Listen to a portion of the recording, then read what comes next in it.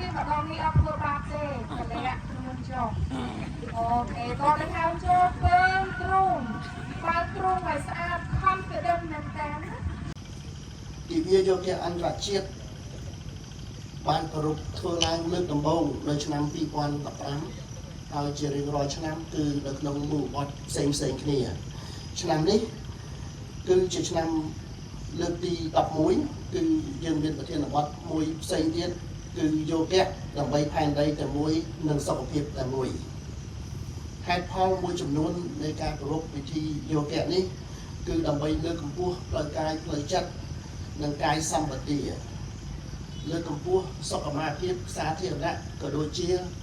ជំរុញសតិសម្បញ្ញៈយើងរស់នៅក្នុងភាពសុខសន្តិភាពពង្រឹងការរួបរวมសុខដុមរមណីយកម្មជាសកល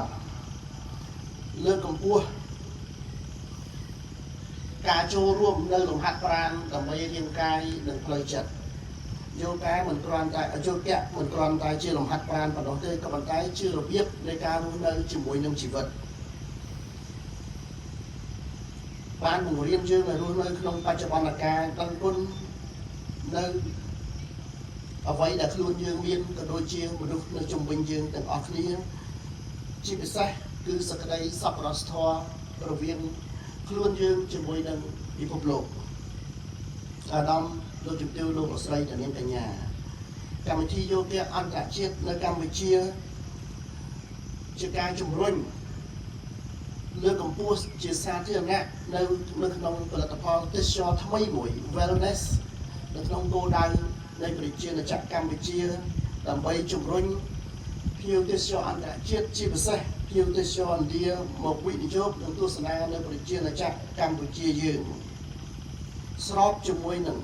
ការពង្រឹងកិច្ចសហប្រតិបត្តិការទេសចររវាងកម្ពុជាឥណ្ឌានិងយុទ្ធនាការឆ្នាំទេសចរកម្ពុជាឥណ្ឌា2025និងការជំរុញរវាងទេសចរប្រទេសទាំងពីរក៏ដូចជាទេសចរនៅក្នុងតំបន់ Good morning everyone. It's really a pleasure to be here. Thank you so much for coming. The 10th anniversary of the International Day of Yoga or the 11th International Day of Yoga. ដោយមើលឃើញពីគុណតម្លៃនៃនិងគុណប្រយោជន៍នៃការហាត់យូហ្គានេះព្រោះហេតុដូច្នោះហើយនៅក្នុងថ្ងៃទី11ខែធ្នូឆ្នាំ2014គឺអង្គការសហប្រជាជាតិបានអនុម័តទទួលស្គាល់យូហ្គានេះគឺជាថ្ងៃទិវាយូហ្គាអន្តរជាតិនៅថ្ងៃទី21ខែមិថុនាហើយឆ្នាំនេះគឺយើងប្រារព្ធខួប10ឆ្នាំនៃការទទួលស្គាល់ដោយអង្គការសហប្រជាជាតិ The theme for this year,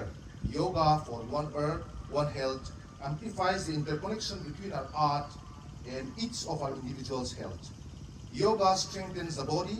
calms the mind, and fosters a heightened sense of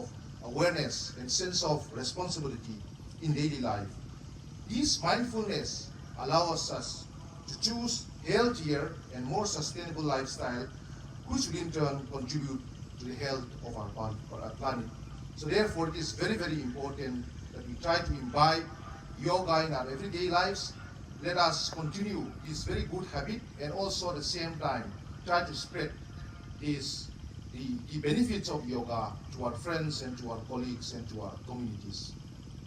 ហើយជាដំលោកជំទាវអង្គពិធីទាំងមូល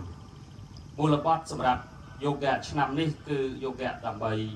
សម្រាប់ផែនដីតែមួយសុខភាពតែមួយគឺបង្ហាញអំពីការពិតដែលថា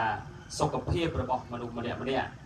និងផែនដីពិតជាមានទំនាក់ទំនងគ្នាទៅវិញទៅមកយូហ្គាអាចពង្រឹងទាំងផ្លូវកាយនិងផ្លូវចិត្តធ្វើឲ្យចិត្តរបស់យើងស្ងប់អាចជំរុញនៅការយល់ដឹងនិងការទទួលខុសត្រូវខ្ពស់ក្នុងជីវិតប្រចាំថ្ងៃការយល់ដឹងឬក៏សមាធិនេះធ្វើឲ្យយើងម្នាក់ជ្រើសរើសនៅរបៀបរស់នៅដែលប្រកបដោយសុខដុមរមនានិងប្រកបដោយនិរន្តរភាពដូច្នេះទៀតក្នុងឱកាសនេះខ្ញុំសូមអំពាវនាវឲ្យអង្គពិធីទាំងមូលចែករំលែកនៅអត្ថប្រយោជន៍នៃការហាត់យូហ្គានេះដល់ក្រុមគ្រួសារមិត្តភ័ក្តិក៏ដូចជាសហការីនៃអង្គពិធីទាំងមូលបាទ